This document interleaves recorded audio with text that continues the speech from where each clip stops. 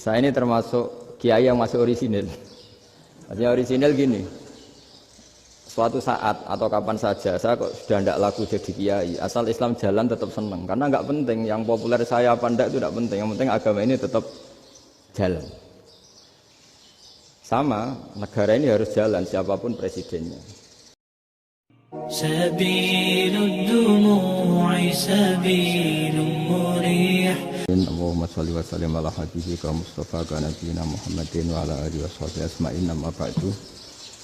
Yang kita hormati Bapak Rektor UMN Dr. Fauzan MPD, Bapak Suparto, Bapak Haris, Bapak Stardi dan Bapak Irwinto, juga Direktur Telkom Bapak Mungkas, teman-teman UMM dan semua yang mendengar yang kami hormati.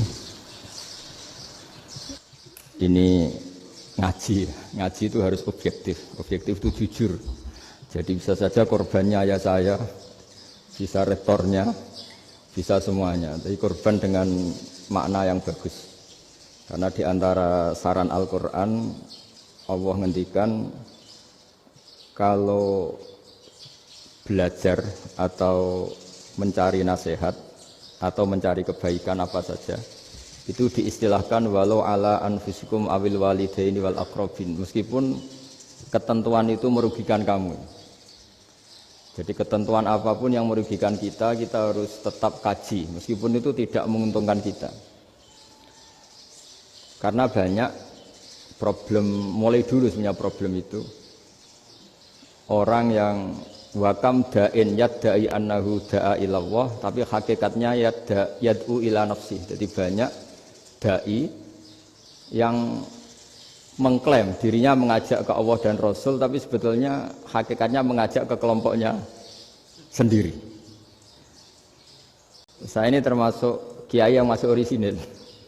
Artinya orisinil gini, suatu saat atau kapan saja saya kok sudah tidak laku jadi kiai, asal Islam jalan tetap senang. Karena nggak penting yang populer saya apa enggak itu tidak penting. Yang penting agama ini tetap jalan. Sama, negara ini harus jalan siapapun presidennya.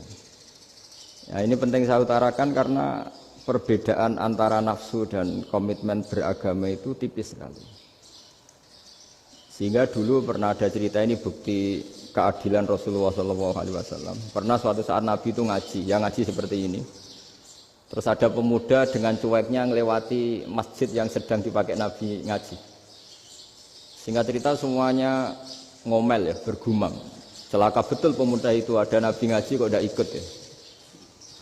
Tapi Nabi secara besar hati ngendikan, ini ada di beberapa kitab di Fadhailul Kasbi, keutamaan kerja. Kata Nabi, pemuda itu mau mencangkul di lahannya.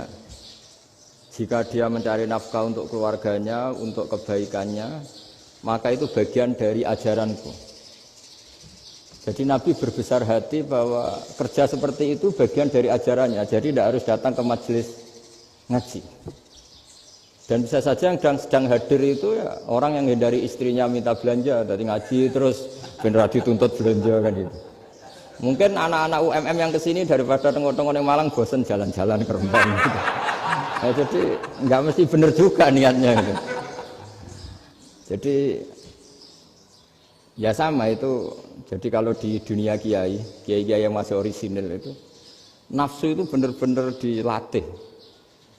Maka masyhur dalam cerita ada orang perang sama Ali radhiyallahu anhu. Ketika perang ini sangat semangat.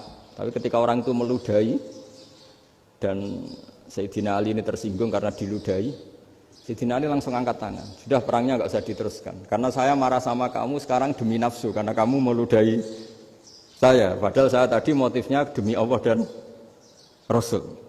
Jadi sangat tipis bedanya kita emosi karena diri kita dan emosi karena Allah dan Rasul. Sehingga ketika diludahin ini terus beliau mikir jangan-jangan perang saya karena saya diludahin. Nah, yang hilang dari peradaban modern adalah Allah itu tidak begitu hadir di hati kita. Saya sering cerita di mana-mana, teks hadis itu sebenarnya berbunyi gini, ini hadis sahih. Mangka na yu'minu billahi wal yaumil akhir fal yukrim jarahu. Ada yang fal yukrim jarahu dhaifahu Ada yang falyakul khairan aw liyasmut. Siapa yang iman dengan Allah dan Rasul maka harus memuliakan tetangganya, memuliakan tamunya. Dulu itu ada seorang ulama dipanggil anak muda, dibully terus sekarang. Wahai kiai, datang ke rumah saya. Datang kiai itu. Setelah sampai ke rumah orang itu, silakan kiai kembali ke rumahnya. Saya tidak butuh kiai. Kiai itu dengan riang kembali. Setelah di rumah dipanggil lagi. Pak Yai, silakan datang ke rumah saya. Datang lagi. Ya senyum-senyum kiainya santai. Wah, nggak jadi butuh Pak Yai, silahkan kembali lagi. Sampai 3 kali. Oh itu kalau rektor digitukan marah itu. Dosen marah. Kiainya santai. Santai, senyum-senyum, rileks. Ketika ditanya, kenapa Pak Yai tidak tersinggung? Jawabannya unik. Anak muda, saya ini senang sekali nuruti perintah Allah, disuruh menghormati tetangga. Sehingga ketika Anda manggil, ya saya datang. Ketika Anda nyuruh pulang, ya saya pulang. Saya senang sekali nyenangkan tonggo. Dan itu perintah Allah, jadi tidak ada hubungannya dengan kamu. Wah, pemudanya nangis minta dimaafin. Kalau kita kan enggak, kita ini dosen, kiai, mungkin kita doktor, mungkin kita profesor. Tapi kita ini sering didikte oleh orang bodoh. Kalau orang bodoh itu jengkel, lo kita ya jengkel. Lo kamu jengkel, dijengkelkan orang bodoh itu namanya terdikte. Itu bodoh apa pinter? Oh itu tidak pinter sama sekali. Kalau betul-betul kamu pinter hanya bisa didikte oleh Allah Subhanahu wa Ta'ala. Jadi antara hukum Allah apa? Wa ahsin man asaa ilaika, berbuatlah baik sama orang yang berbuat buruk sama Anda. Itu dikteannya Allah. Kalau dikteannya orang-orang bodoh kayak dimangkel ben mangkel, terus kamu mangkel. Itu bodoh apa pinter? Nah, problem kita kekinian adalah wong pinter wong bodoh itu podo-podo bisa didikte oleh sekelilingnya. Sekaruan wataknya perempuan seperti itu, wataknya anak-anak seperti itu, kita didikte. Anak-anak jengkelin kita mangkel, berarti kita didikte oleh orang bodoh. Makanya agama itu unik, kadang ngendikan wa ahsin man asaa ilaika, kadang wasil man qata'aka, sambunglah orang yang memutus kamu. Karena dengan demikian kita hanya didikte oleh Allah Subhanahu wa Ta'ala, bukan didikte oleh hukum sosial. Cara Jawane nak ngapiki tangga sing apik akeh tunggale. Berbuat baik sama yang berbuat baik pada kita itu mbok orang fasik ya seperti itu, maling ya seperti itu, sama. Tapi kalau berbuat baik sama orang yang berbuat jelek sama kamu itu baru luar biasa. Dan memang teksnya hadis wa ahsin man asaa ilaika, berbuat baiklah sama orang berbuat buruk sama kamu. Jadi enggak boleh orang didikte. Makanya ngaji di sini diantaranya saya akan cerita dalam sebuah hadis sahih, dalam hadis hasan yang diriwayatkan Imam Tirmizi, ada kalimat dari Rasulullah SAW. Dawe Nabi, la takunu imma'atan taquluna in ahsanan nasu ahsanna wa in dzalamu dzalamna walakin watti'u anfusakum in ahsanan nasu an tuhsinu wa in asa'u alla tazlimu. Kamu jangan jadi orang yang mudah diombang-ambingkan oleh orang sekeliling kamu, yaitu kamu mengatakan jika orang baik ke saya akan baik, jika orang buruk ke saya juga akan membalas buruk. Itu namanya Anda didikte. Tapi berkomitmenlah kamu akan berbuat baik meskipun orang lain berbuat buruk. Nah sekarang logika sosialnya begini. Kalau di Indonesia itu ada 1000 kiai, ada 1000 profesor yang ingin membenahi Indonesia. Rata-rata orang awam itu semau gue. Terus mereka mendikte kita. Perilakunya agak simpatik, perilakunya jengkelin. Terus 1000 profesor ini ikut jengkel. Itu kira-kira jadi solusi apa goblok bareng? Sama 1000 kiai ini ikut jengkel, ini jadi solusi apa goblok bareng? Goblok bareng. Nah problem sekarang kita ini biasa didikte orang bodoh. Nah makanya ciri khas orang muslim itu kata Nabi, mangkana yu'minu billahi wal yaumil akhir. Jadi baik tetangga karena perintahnya Allah dan Rasul. Pentingnya apa? Bedanya karena berbuat baik ini perintahnya Allah, mbok tonggo apik lah kita tetap apik karena perintahnya Allah dan Rasul. Begitu juga dengan hubungan dengan istri, dengan anak. Bojomu lagi cerewet lah, ya tetap apik. Karena dengan cara itu kita hanya tunduk kepada Allah dan Rasul. Tapi kalau kamu, istri saya kalau baik ya saya baik, kalau enggak ya enggak. Berarti Anda didikte oleh perilakunya dia. Itu latihan, ya kalau dalam bahasa pondok, latihan jadi wali itu yang paling berat. Nabi itu kalau sama orang munafik itu sabarnya Masya Allah. Padahal Nabi berso kalau orang itu orang munafik. Karena dengan cara seperti itu, bahwa kebaikan Nabi pada seseorang itu atas perintahnya Allah dan Rasul, bukan atas nama servis. Kalau Nabi hanya baik kepada Abu Bakar, itu mungkin orang bilang, wis adune wong Abu Bakar baik sama Nabi. Tapi kalau Nabi baik sama orang munafik, Abdullah bin Ubay bin Salul, itu kalau nggak perintahnya Allah dan Rasul itu nggak bisa. Nah ini cobalah berlatih seperti itu, sehingga kita tidak mudah didikte. Ya saya ulang lagi, nggak mudah apa? Didikte. Maka di antara kebaikan Allah dan Rasul adalah bahkan orang dolim saja diberi jatah rahmat. Makanya tadi seperti mukadimah yang dibaca Pak Haris tadi, agama ini rahmatan lil alamin. Orang yang dolim saja dapat jatah apa? Rahmat, apalagi yang soleh. Nah kemudian yang perlu dicatat, kenapa kita menjadi enjoy dengan Islam? Islam itu adalah agama yang tidak didikte oleh materi. Jadi kalau Anda ingin makan enak, mungkin kalau pikiran kebanyakan orang, anak-anak muda yang milenial, yang gaul, ingin makan enak ya makan yang disukai. Misalnya sate atau bakso Malang atau apa. Kalau orang-orang yang jadi wali gak gitu cara berpikir. Ini yang masih orisinil.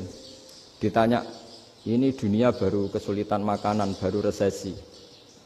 Cara makan enak gimana? Jawabannya lucu. Ya gampang, idamuhu alju. Idam itu lauk. Kalau kamu ingin makan lauknya paling enak apa? Alju. Kamu harus lapar banget. Sampai kalau puasa itu melihat tempe itu wah luar biasa. Tapi kalau kamu nggak puasa, air putih itu nggak menantang. Tapi kalau puasa, tempe air putih itu menarik dan Anda tetap lahap. Apa? Karena lauk terbaik adalah alju, yaitu lapar. Nah tapi kita ini enggak, kita ini kayak orang bodoh.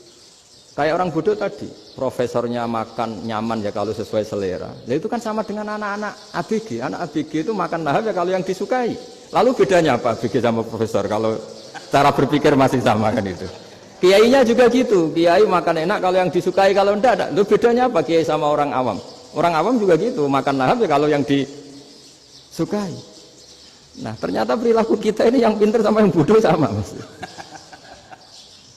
Kalau kamu ingin berkasta lebih baik, itu cara makan enak itu apa? Idamuhu al-ju'.